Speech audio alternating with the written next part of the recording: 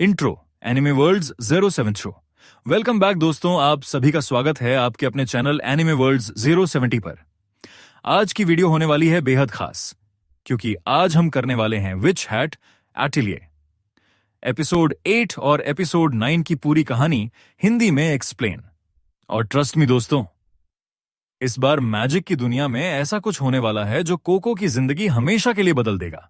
लेकिन वीडियो शुरू करने से पहले अगर आप एनिमे एक्सप्लेनेशंस पसंद करते हो तो चैनल को सब्सक्राइब जरूर करना, क्योंकि यहां मिलती है हर एनिमे की डिटेल्ड स्टोरी हिंदी में। तो चलिए बिना टाइम वेस्ट किए शुरू करते हैं कहानी।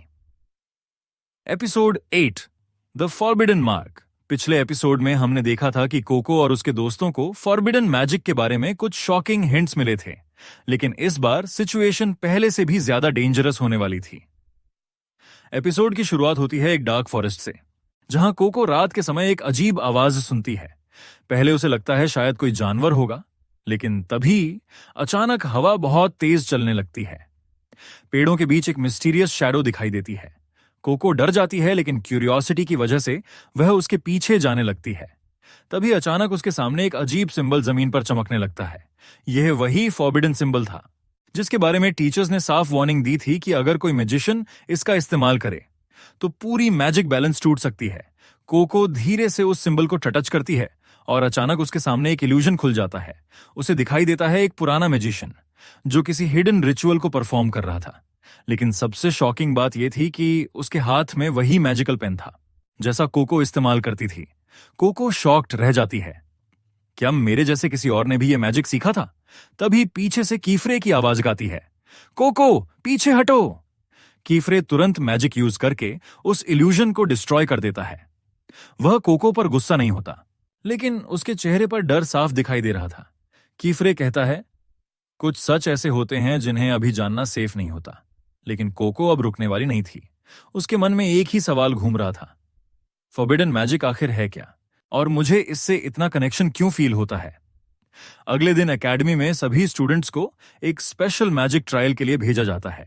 यह ट्रायल सिर्फ पावरफुल मैजिशियंस के लिए था, लेकिन इस बार एनवायरनमेंट कुछ अलग था, जैसे कोई अनसीन डेंजर उन सबको देख रहा हो। कोको, एगॉट, टेटिया और रीचे को एक एंशिएंट मेज के अंदर जाना पड़ता है, जहां मैजिकल ट्रैप्स हर जगह लगे हुए थे। पहले सब कुछ नॉर्मल लगता है, लेकिन अचानक मेज की दीवारें खुद मूव होने लगती हैं। टेटिया पैनिक करने लगती है, यह मेज चेंज क्यों हो रहा है? अगॉट गुस्से में कहती है, फोकस करो, अगर गलती हुई तो हम बाहर नहीं निकल पाएंगे। तभी अचानक कोको नोटिस करती है कि वॉल्स पर स्ट्रेंज सिंबल्स बने हुए हैं, और शॉकिंगली वो सिंबल्स उसी फॉरबिडन मार्क जैसे थे जो उसने रात में देखा था। कोको को महसूस होता है कि कोई उन्हें इंटेंशनली यहां ला रहा है। तभी अचानक मेज के बीचों बीच एक डार्क क्रीचर दिखाई देता है। उसकी आंखें लाल थीं और बॉडी पूरी शैडो जैसी लग रही थी। बाकी स्टूडेंट्स डर जाते हैं, लेकिन क्रीचर सीधे कोको को देखने लगता है, जैसे वो उसी का इंतजार कर रहा हो। कोको धीरे से पीछे हटती है, लेकिन तभी क्रीचर एक डेंजरस अटैक कर देता है। पूरा मेज हिलने लगता है। कीफ्रे बाहर से मैजिक बैरियर तोड़ने की कोशिश करता है, लेकिन कोई इनविजिबल फोर्स उसे रोक रही थी। और तभी कोको के हाथ का पेन अचानक खुद चमकने लगता है, जैसे उसके अंदर कोई हिडन पावर जाग रही हो। क्या कोको अननोइंगली फॉरबिडन मैजिक से कनेक्टेड है? To be continued. Part 2 witch hat atelier, episode 8। Part 2 के लिए लाइक और सब्सक्राइब करते हैं। अब अगर आप पार्ट 2 देखना चाहते हैं तो वीडियो को लाइक और सब्सक्राइब करते हैं और वीडियो के नीचे लिखते हैं पार्ट 2।